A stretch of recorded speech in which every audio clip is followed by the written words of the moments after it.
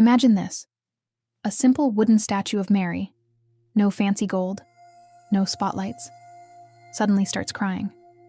Real tears. Blood. 101 times over 6 years. And the woman who prayed before it? A deaf nun who'd lost everything, only to hear heaven's voice.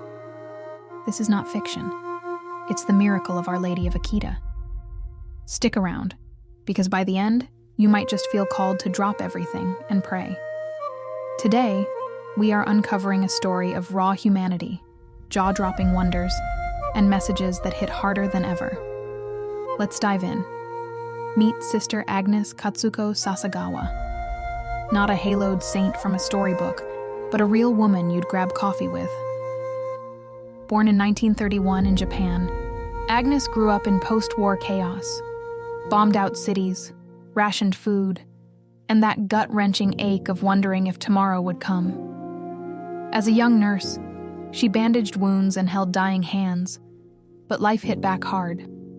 Chronic health issues left her bedridden, surgeries failed, and by 38, she was totally deaf. Isolated in a world of silence, questioning, God, where are you? Sound familiar? That crushing doubt when prayers feel like echoes in an empty room? Agnes didn't have it all figured out. She wrestled with resentment toward her body, and even considered ending it all. Friends recall her as the quiet fighter, the one who would sneak extra rice to starving kids, or stay up all night comforting a grieving mom. No superpowers, just gritty compassion. In 1969, she answered a nudge from a friend and entered the tiny handmaids of the Eucharist convent in Yuzawade, near Akita. There, amid rice fields and whispers of wind, she traded her nurse's scrubs for a habit. But get this, her deafness, it deepened. Total silence. How do you serve God when you can't even hear Mass?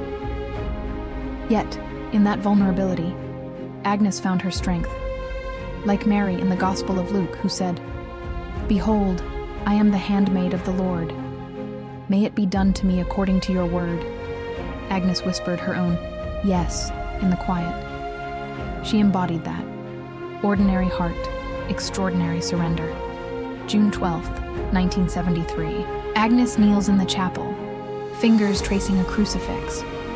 Suddenly, a blinding light. Her guardian angel appears, a voice booming in her soul. Pray in reparation for sins. No audible words, but her heart explodes with understanding. Over the next months, the Virgin Mary herself visits 3 times, always with that same radiant glow. Mary calls herself the Lady of Akita, dressed in white, rosary in hand, urging prayer, penance, and unity. But here's the part that grabs you. Mary's messages aren't fluffy feel-goods. They're urgent wake-up calls. Many men in this world afflict the Lord, she warns on October 13th, the anniversary of Fatima's miracle of the sun. Pray very much for your bishops and priests. Fire will fall from the sky, sparing neither the good nor the bad. Chilling? Yes, but laced with hope. If many turn to my immaculate heart, peace will come. The convent sisters recalled that during one vision, Agnes's hands bled from invisible stigmata, wounds like Christ's, which vanished afterward but left her in agony. She hid the pain, offering it silently, just like that neighbor enduring migraines without complaint. Relatable grit, right? Mary's third message was a plea for the daily rosary and Eucharist tools for your battles today. Now, the part that hooks millions, the miracles. First, the statue. On January 4th, 1975, that humble wooden Mary, carved by a local artist, wept. Human tears, confirmed by scientists from Akita University. Salty, protein-rich, no tricks. 101 times in total, until 1981, even bleeding once. Pilgrims flocked, touching the tears for healing. One blind man's sight was restored, cancers vanished. A skeptical doctor, Dr. Nagamatsu, even tested the fluid mid-weep. Impossible, he admitted, converting on the spot. Then Agnes herself. Deaf for years, on October 13, 1973, Mary's final visit, her hearing snaps back. Fully. Doctors were baffled. There was no medical reason.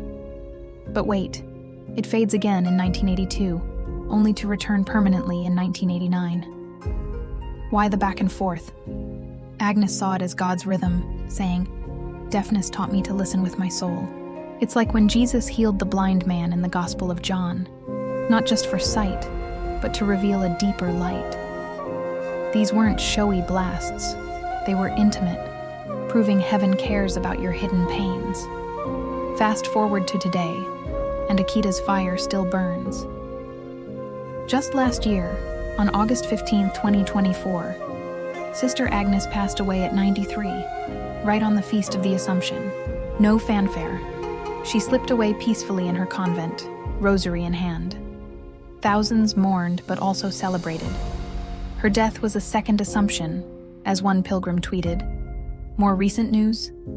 In January 2025, reports showed the convent drawing record crowds. The statue is silent, but the stories are alive.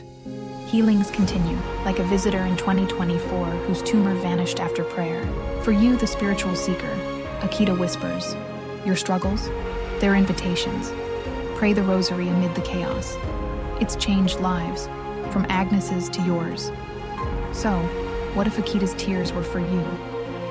Grab your rosary, echo Agnes's yes, and watch miracles unfold. Like and subscribe for more soul-stirring stories.